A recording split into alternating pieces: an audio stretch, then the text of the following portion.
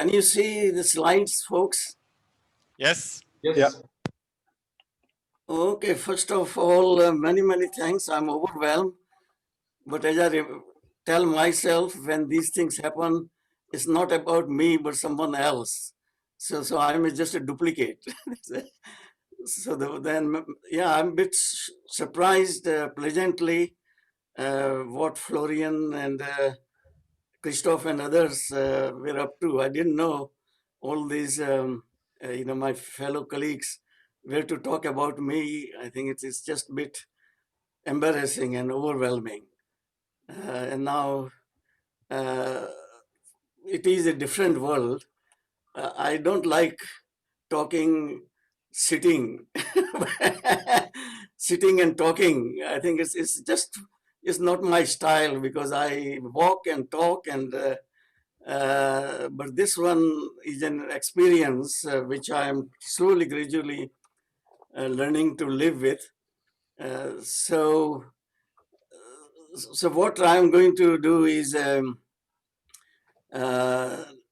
give some reflection on directional statistics, some history past, which will be very much my personal bias history, very biased towards someone called Kanti Mardia. So forgive me for this. And it has partly come from two interviews which were done by a professor in Connecticut,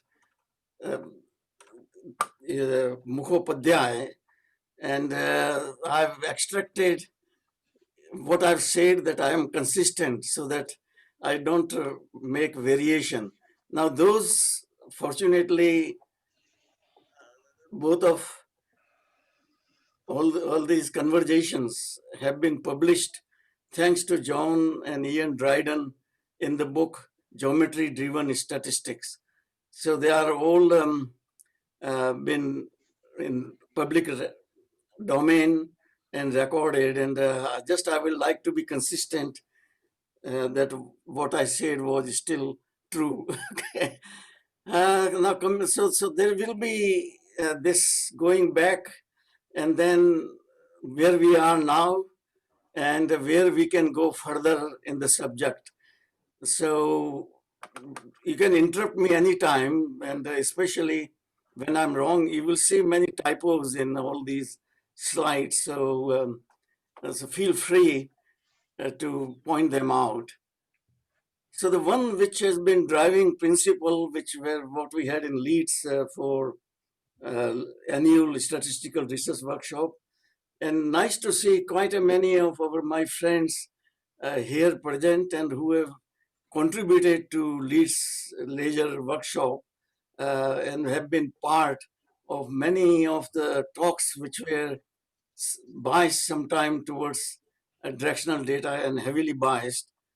And then at that time and now also, I have this particular saying, which I concocted: statistics without science is incomplete, and science without statistics is imperfect. And this is partly when we had interdisciplinary people, try to say that don't try to do without statistics. You have hand in hand. And fortunately, in some of the areas which we had in leisure workshop, it has worked. So now going to the next slide.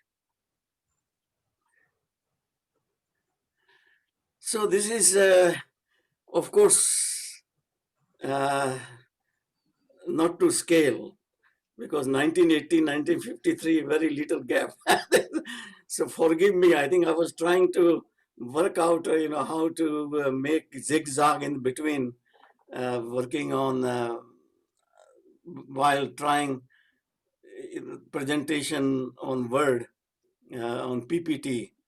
So the birth of directional data, as I see from a statistical point of view, although there were quite a lot of things by previous in visualization. So we had Circle, von Mises, 1953, R.A. Fisher, but it was Watson who took the subject left and right and brought it into the real limelight. And Stevens did quite a lot of heavy duty work. At that time, the programming was not easy. He did a lot of interesting and important tables. Then Rudy Beran. So until uh, that time in 50s, I think this directional data was a sleeping beauty.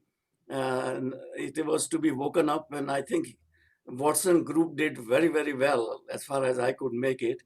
And I'm glad. I'll be glad if anyone will contradict me. So then Bachelet, he beautiful monograph on circle, and he took it forward from biological point of view. Then 64, Christopher Bingham in his thesis. I just came by accident, and I will say more about it. I've been working in multivariate analysis for a long, long time, my favorite subject. And one of the things which I did earlier was Pareto distribution. So by nature, I don't like complicated. People were doing just rank the data, and because there is no ranking natural in multivariate. So what I did was try to use somehow the circle for bivariate case to Hodling t-square. I will come back later on.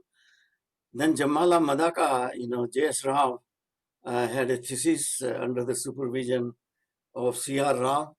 And then there was an important Upton thesis. So there quite a lot of things happen in 60s, 70s. So the field was ready. And now let me go through the next slide.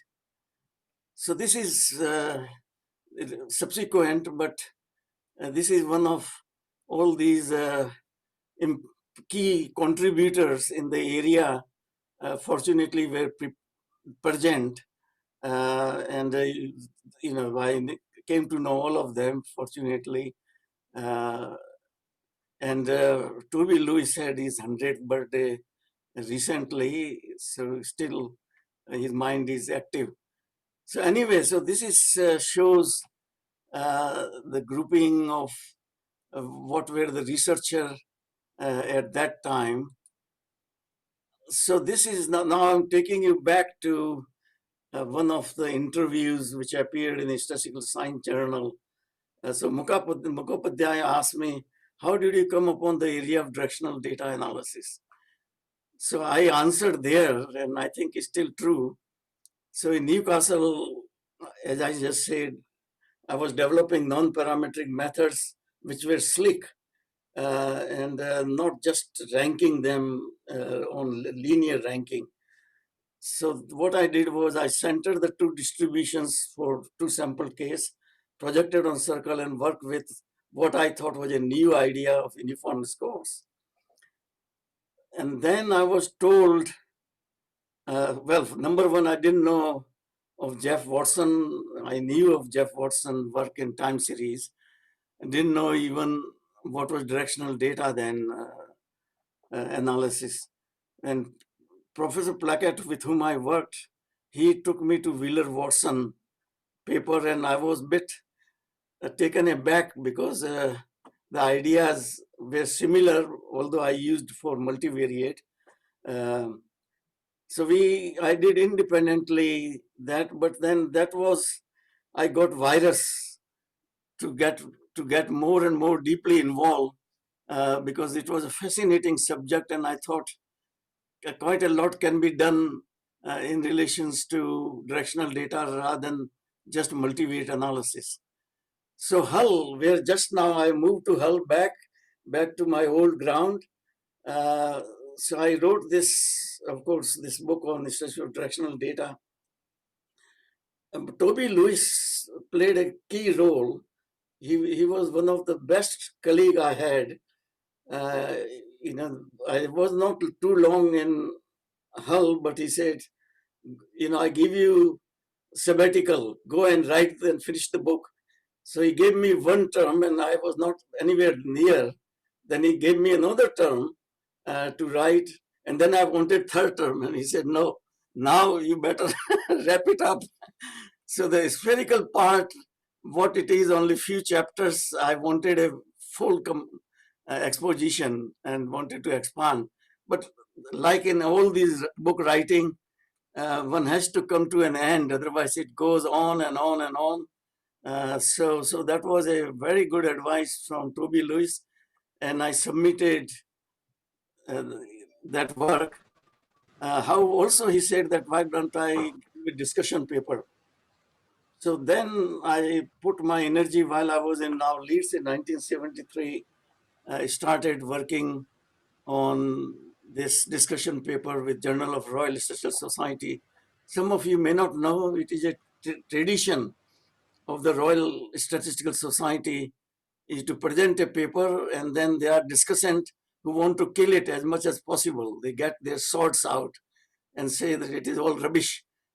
We could do better actually than what you have done. But in this case, I thought they were very generous, good comment. They were all the discussion, even I didn't put all the name, John Kent, and his work is cited, what he gave in discussion about von Mises OE process.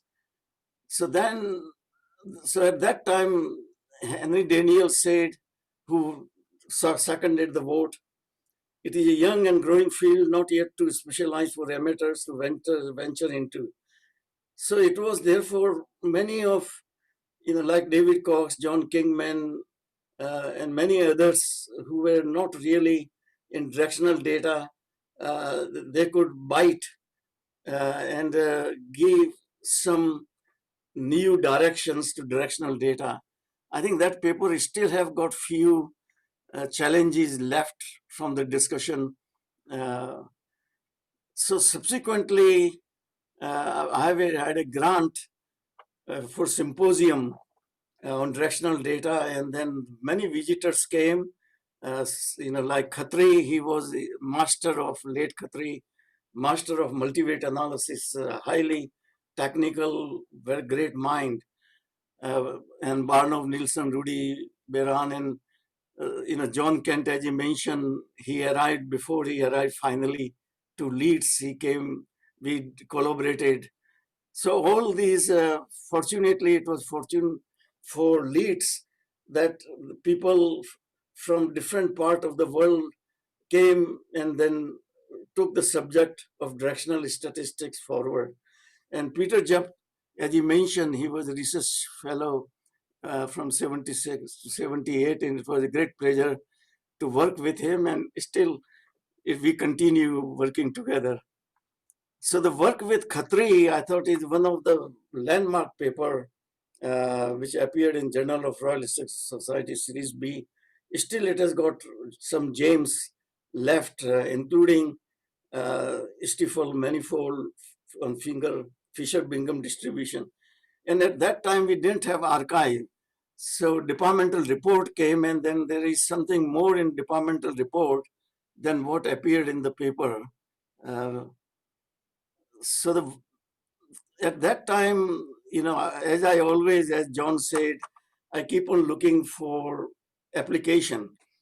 And we had geographer in Leeds, quite known. So there was a problem for a central place theory, and the question was, are the data equilateral? And I wrote with Madan Puri and one of my best PhD student, Edward, on how to test equilateral triangle, if they are well spread out, these central places or not. So that was a fun, and then David Kendall took it very further on, and I think he does mention that was one of another interest which took him to his fundamental paper on shape analysis. So this is how was the world at that time. I was just trying to see, how did we survive? Looking to now today, writing manuscript is easy, but at that time, if you have to do the movements, calculate R bar and all that, we have Burns Vega or facet machine and keep on turning the handle. Or we had these, to draw circular histogram, you have to have all the geometric instrument. And then there were this interesting typewriter where poor secretaries would change the ball, golf ball type of thing to get the symbols, or you fill in the symbol. So it wasn't an easy time like what we have now with LaTeXing, so fast, and R with your diagrams. So it was very interesting that how people wrote even what they did at that time. I think it was a real hard work, and that's why we spend more time in preparing the manuscript than we do now, actually, and preparing, the whatever data analysis. So that's just to remind you, young folks, quite a many. I think this is 50 years ago. I don't know how many in the audience. Looking at the program, I think most of them will be below that. So they would not have tested all this excitement what we had at that time. I think the hard labor. So now so what I've done is I tried to divide the period, Renaissance, how it took place. So 1980 to 2001, I think it was a period of consolidation and quite a lot of making it wider. So Bachelet book came, Nick Fisher, Toby Lewis, which what the one is Sphere, and then we had a Directional data book, Peter and mine, because our book was getting dated. Jamala Madaka, and the one beautiful change took place is that now our library started coming on, and that's a real help, for using data for data analysis. I also edited a few volumes, including the one I'm proud of is Art of Statistical Science in honor of G.S. Watson. And there is a big section on directional statistics. Then we also, with Peter, we wrote a unified view of theory of directional statistics. And I think unified view, then it also filtered in this book, the principles, different principles. So that's, bias my ideas of period of consolidation. And I'm sure, it may be 80% correct and 20% wrong, perhaps. Then came the new waves. I think this is the one important period. Shape analysis came, molecular biology start coming, more conferences, more books, more reviews article. So this is again I've taken from the second interview which Mukhopadhyay had. How did I come? I think it is a famous question. How did you come into the area of protein bioinformatics, just like how I came into Directional? So this I came in by chance, actually. It is in 1999, I was consultant statistician to a particular group led by Harshinder Singh, who was working with the government in the West Virginia. So he first time exposed me to some chemistry which I've forgotten totally, and still I fumble with chemistry and biochemistry. But he was very patient. He, we did some uh, symmetrical von Mises distribution, or mixture. So that paper came in Ledger 2001. So Ledger 2001 was a historical landmarks in collaboration between statisticians on one hand and molecular biologists on the other hand. So there was one particular protein comes in AIDS, 707, but we were not prepared at that time how to tackle it.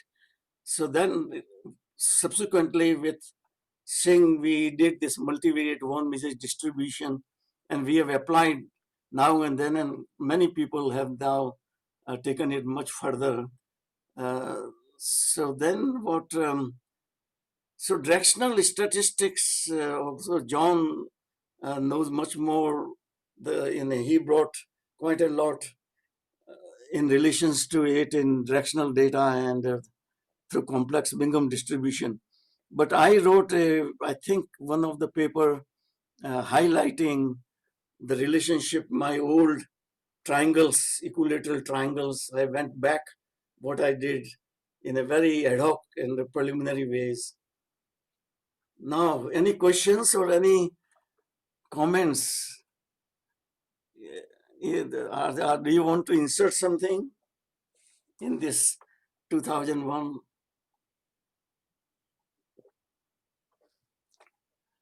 Okay, I carry on then. Let's say, so this continues. Then Mukhopadhyay, he asked me in the same conversation, did you form a critical mass of research in Leeds and elsewhere? So, yeah, we had a very good, very large number of PhD students, and my colleagues also took interest, Charles Taylor, John Kent, of course, and many others subsequently, Stuart Barber. So because this thematic leisure workshop held, and we had big brains of bioinformatics visiting us and interacting. And in particular, one with Dave Westhead, which I worked in Leeds in beginning, uh, unlabeled shape analysis was really born. It has got directional data and Bayesian, with Peter Green input. I think it is one of a very important paper as far as I wrote it. Doesn't mean uh, that it has. I have to be modest.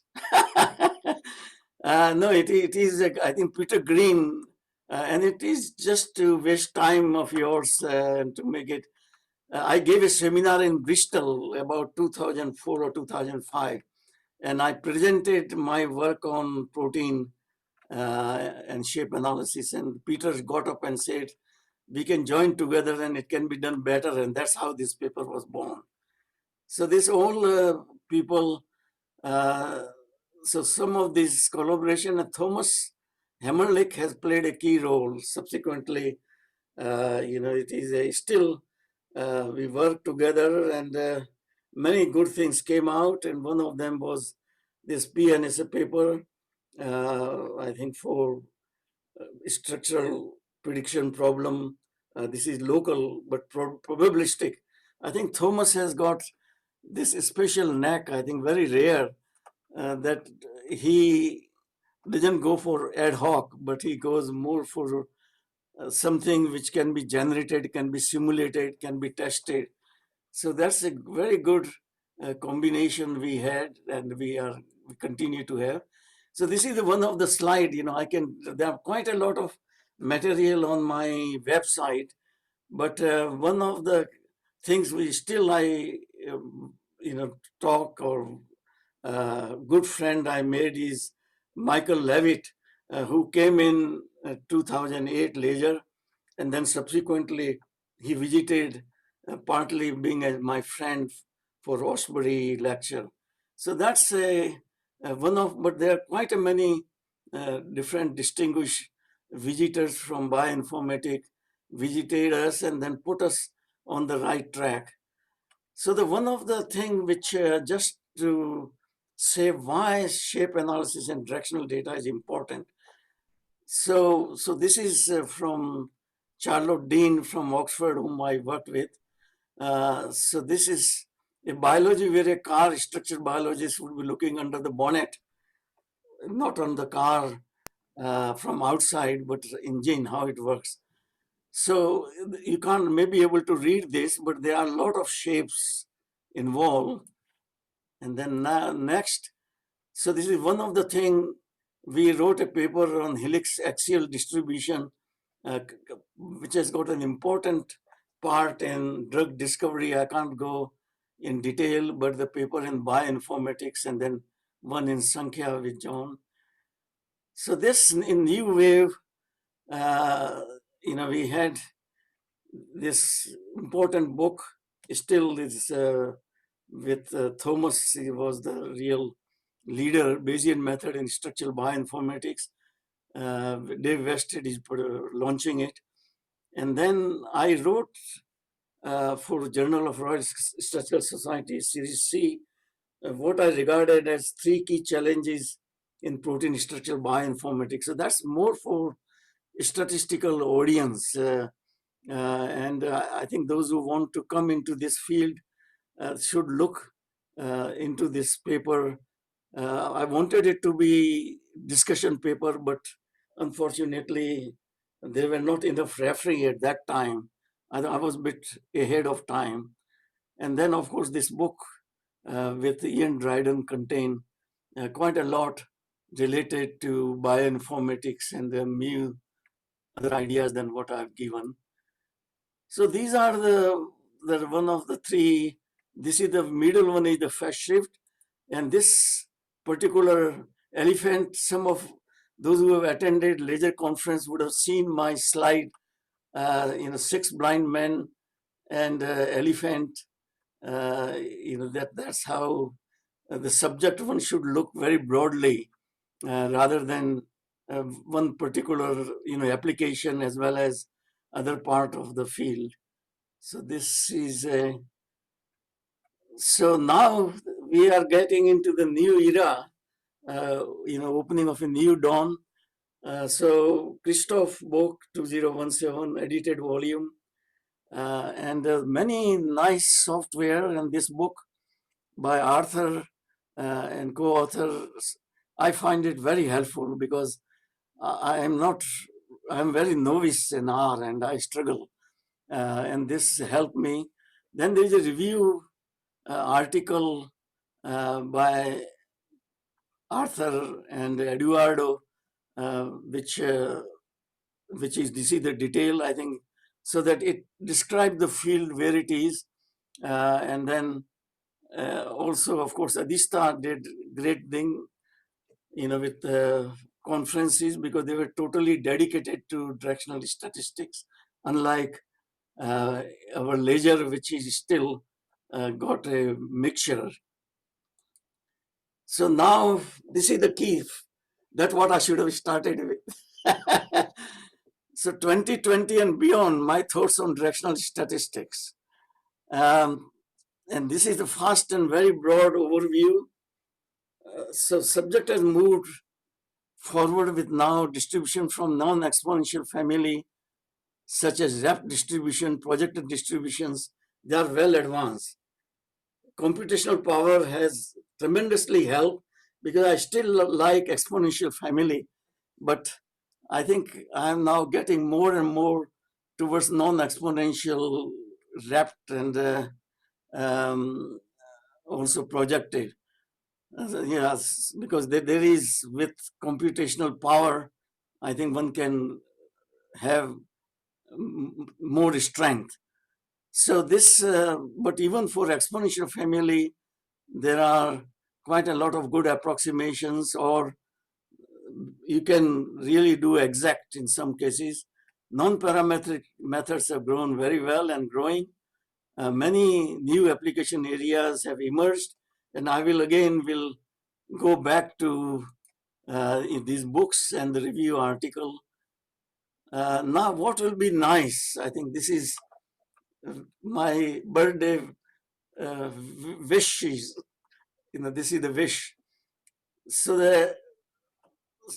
the courses, I think we gave in Leeds directional course in MSc long time ago, in statistics. Also, we are Christian Gill giving in second year directional data, how to analyze. So this was one of the things which happened in Leeds. I'm sure must be happening elsewhere, but I'm not aware of. So eventually, what one want, that it appear in basic statistical textbooks. It doesn't,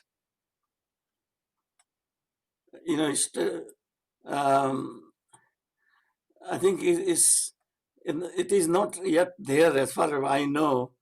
And one should see more directional statistics in public domain. And I will give you old example that people have used this.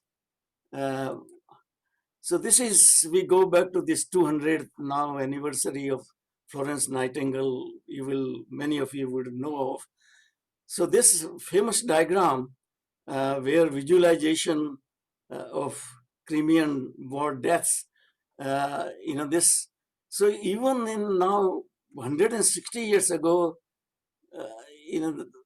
Nightingale could give this to public, and the public could be made aware that certain things only you can do directional data.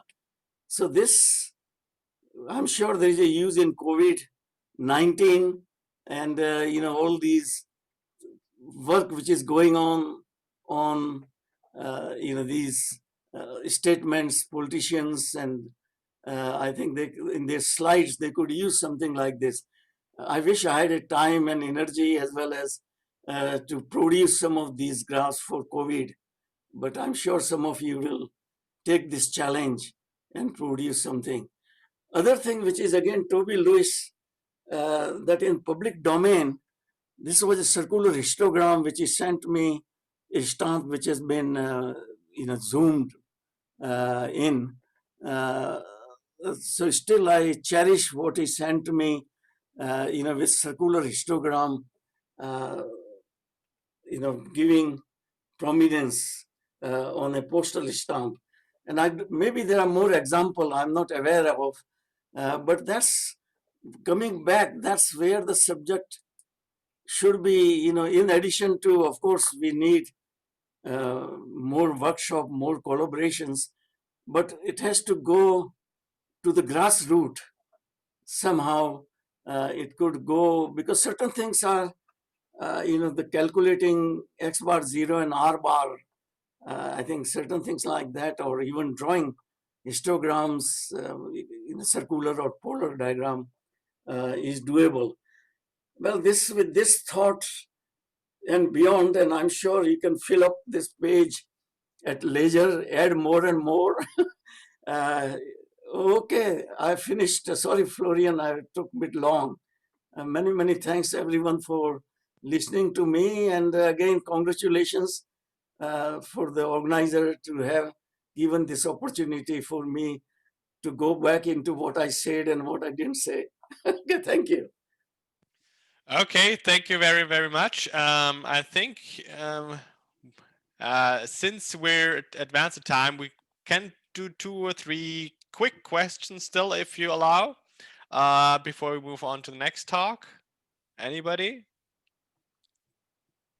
Just a brief observation, Kanti, that the bib file that Eduardo's been preparing now contains over 1,700 entries. Brilliant. Thank you. Maybe that can also be used for some history.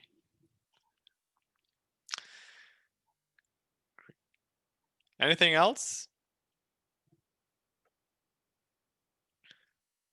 If not, I mean, Thomas, you can already go ahead, share your screen. And if somebody, while he's figuring out the technical stuff, we can still have a question. If somebody has got one.